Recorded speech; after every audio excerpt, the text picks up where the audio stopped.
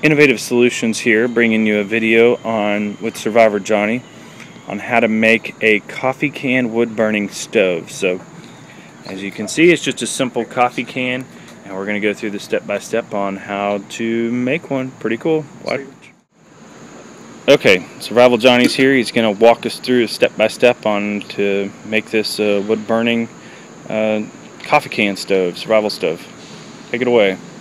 One thing that you really got to watch out for if you've got a stove, a wood burning stove, is the column of smoke that's gonna give away your position. Right. So I try to make it's sort of like the carburetor of a car. If you've got the fuel air mix right, it's not smoky, you know. Right. So by adding the most, there's a lot of hobo stoves that you can make where you just take a knife and cut a hole in the side right here, and that's really all you got to do. Cut a few holes around the top for upper ventilation, and that really works well, but it's smoky. And we discovered, people that play with these things discovered that you could do an elevated floor with perforated holes to allow a better air intake to the fire, and you get a much less smoky result. Very cool. Now, you can do this in the woods. If you stumbled across a can like this in the woods, like let's say in a survival situation, urban survival, you find a dumpster, and you come up with a can like this out of a dumpster. There's a lot that you could do with that can, but I'm going to be making this one, pre-making this one for a kit prior to going in the woods. So I'm going to use a Dremel because a knife is kind of jagged when you cut it. Right. Using a Dremel, you're going to get nice, neat cuts. So what I've done is I took my Sharpie and I just simply drew pie pieces on the can. Okay, sorry about that. We had a 18-wheeler decided to come by us, so. Right. I've done pie pieces. Okay. Pretty simple, just free-handed them in. Yeah. Now, what I used to do was just punch holes, and then when me and a buddy of mine, I was showing him how to make one, and he kind of gave me an idea. So now, what we're going to do on this one, we're actually going to cut, let's call them C-shaped cuts. Okay. And instead of cutting a hole out, we'll take that C-shaped cut and we'll bend the metal tab up toward the fire. Okay. And then when we do those in a certain way going around, we're actually going to make the fire inside the can have almost a tornado effect, because the air that's drawing in is directed by the fins that we're going to make. Cool. So, and I thought it was pretty cool on his. It worked pretty neat. When you look down in there, you could actually see the fire swirling. All right, so now I've got pie pieces. All right, so out here on these ridges, I'm just going to draw lines like this. Okay. Pretty basic. And these are actually going to become my cuts in a minute. Oh, got to turn the can so I can get a straight line there. Sorry. All right.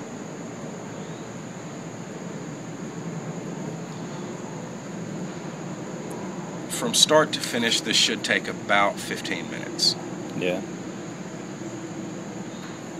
I'm almost done with my Heineken can backpacker stove too, which we'll have to do a video on.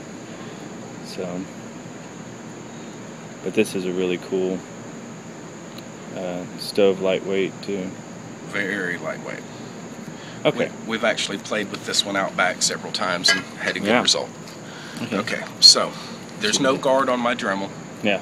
Because that's the way I work. Yeah, that's right.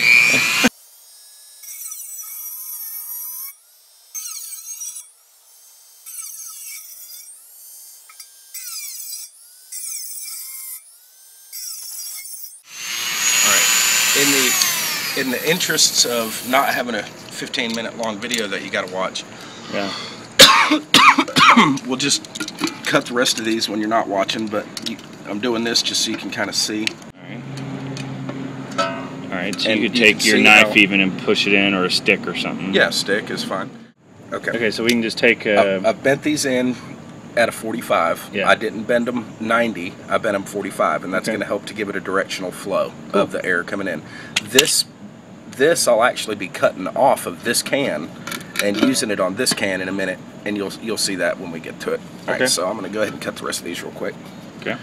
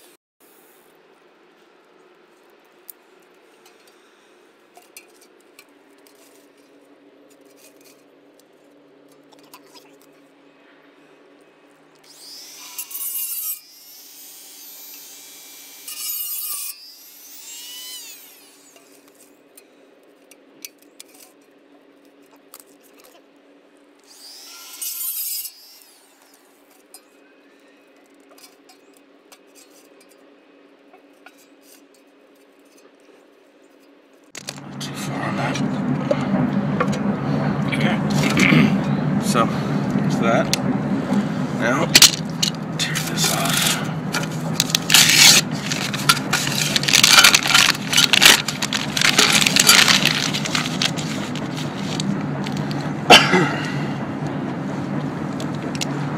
These are pretty easy because you've got this smooth, and then you get your corrugations here. Yeah. So I'm just going to use that as a line to work from. And what I'm going to do is just 3 triangles. 3 down and 3 up.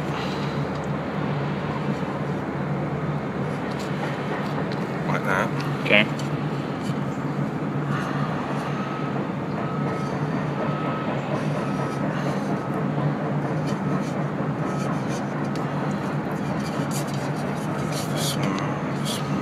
Alright, now on this one, instead of a triangle, I don't make this to put in fuel. I actually make this because it makes it easier to light.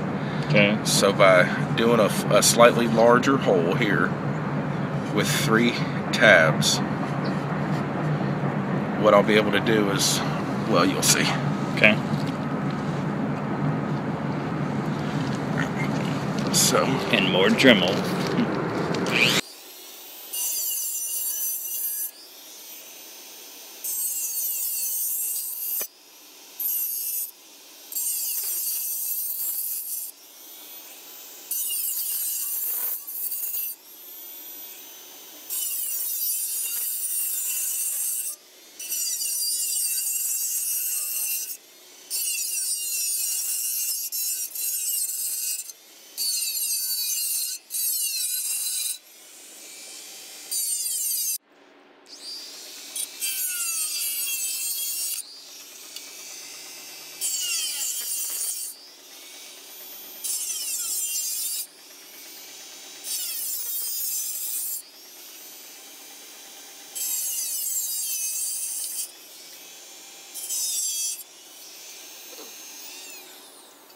Okay. Alright, so now we're going to take the bottom out of this. Okay.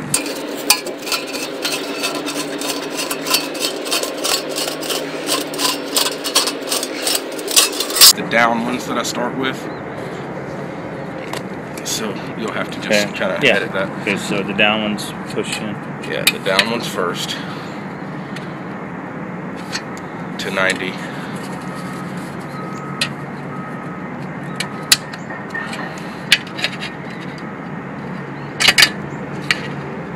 To 90, and just the middle one. And that way, when you look in the inside, I've got 3 tabs. Yep. When I drop this in, it's going to sit on those tabs you just pushed in. On those tabs that I just pushed in. Yep. Okay. And then when I push in these tabs, it's going to kind of pinches it down. Between. Okay. So when it pinches it between them,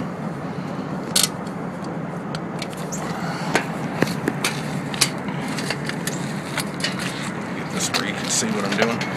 And I'm bending this down on top of it like that. Okay. So now that it's pinched between these layers, it's a pretty sturdy little floor. And this is what the inside looks like.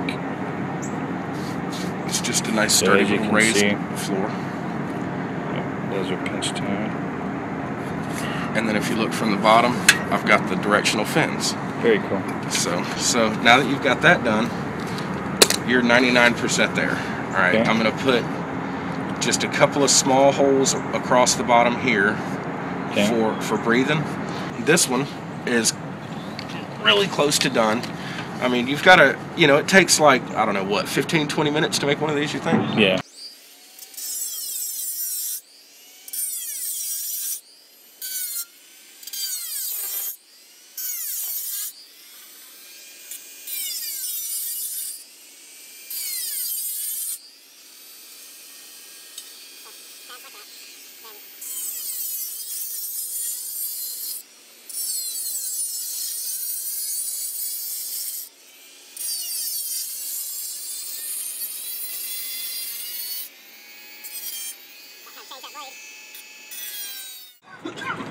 People are going to say, oh yeah, you got to have a Dremel to build this thing. Now, you go to the dumpster, pull this out of the dumpster. Hopefully everybody carries a multi-tool. I mean, it's like the most convenient thing you can have. They come with a can opener, or at least this Gerber does. Yeah. So on this one, I punched a hole like that to start, and then I started tearing. You can see that it's the width of the thing. You can literally just take it and bite it and peel it, right, like this, and you can literally just kind of tear it out. Now this one is not going to be a raised floor smokeless model. Yeah, but at least there's your opening. Feed little twigs or whatever. Yep. Feed your fuel. And like I say, this is not as pretty as it could be. That's why, you know, some of us like to have stuff prepared before. And that's the whole idea with that. The one I'm making with the Dremel will be a nice one that, you know, I could just kind of. Before, what is it? SHTF? So, or before your local, you know, before you go camping. Sure. That's a great stove to take camping. Like the alcohol stove that we did before. Yep, and just due to one of your commenters said something about that's not a survival stove. Well, when my brother who lives in D.C., the power was out for 10 days here recently, and they were using that alcohol stove to cook for the family. So, you know, it might not be a survival stove that you would make in the woods, but, right, you know. It's one that you would pre-make before going to the woods. That's why it's ideal. It's lightweight. You can put it in your backpack. You won't even know it's really there. So. And plus that, you know, his family had a nice stove. They had nice warm meals while everybody had their power out. So, you know, I mean, this is pretty simple, quick and dirty, not pretty. Same idea that the other one works on. You can see how I'm just tearing it out. Yeah.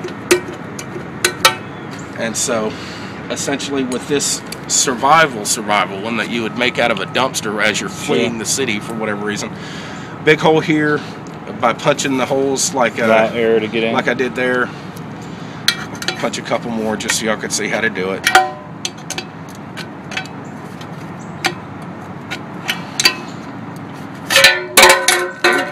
There you go. And then now up top on this, just like doing it down below, you just punch the hole. And if I do 2 holes, and then I can break it out with the plier to get the bigger holes that I want up top. Sure. So. Now you have some other finished models of the ones you've done with the Dremel, right? Yeah, I do. I have a bunch of models. Yeah.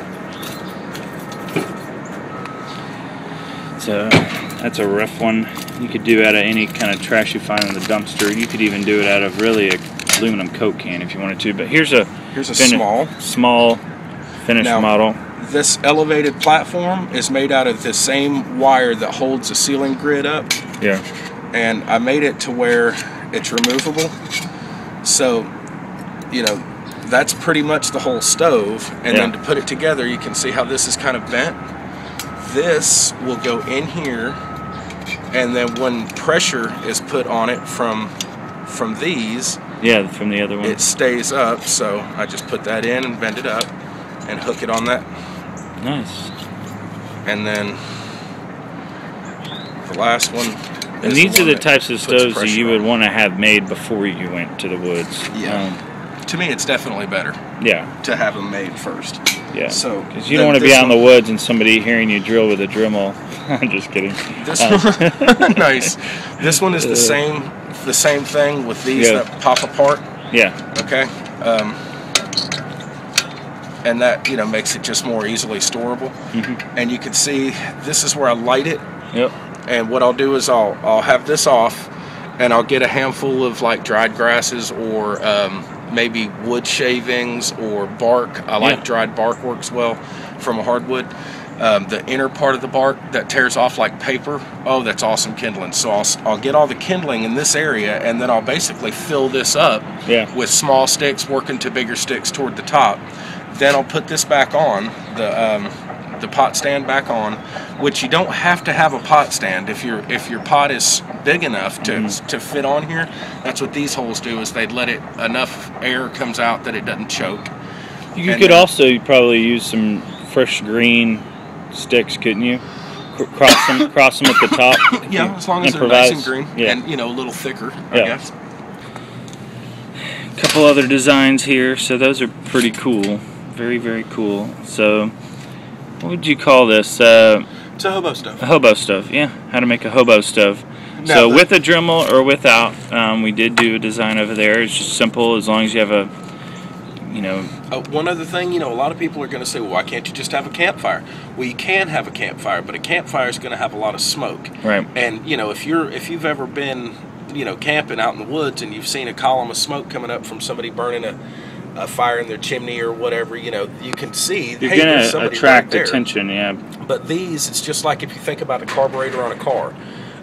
The fuel in the air, if it's not mixed right, you get more smoke. So these actually, they do put off a little bit of smoke when they're starting up, but they're fairly smokeless while you cook, and the smoke goes up about 30 feet and kind of dissipates in the breeze. It doesn't really. Yeah, and we'll do a follow-up video one of these days when I get a chance to go over to Survivor Johnny's house. We'll do a follow-up video and actually do a burn test on these designs, and so you can see how much smoke it emits. But it's pretty small compared to a big open fire, campfire or something that people can see for miles. But this is pretty cool, lightweight. You can store things in it and pick it up and take it with you to the next location if you're backpacking or camping. So appreciate you watching. Please make sure you like, favorite, and subscribe. If you leave me a comment, I'll reply back as soon as possible. Thanks for watching.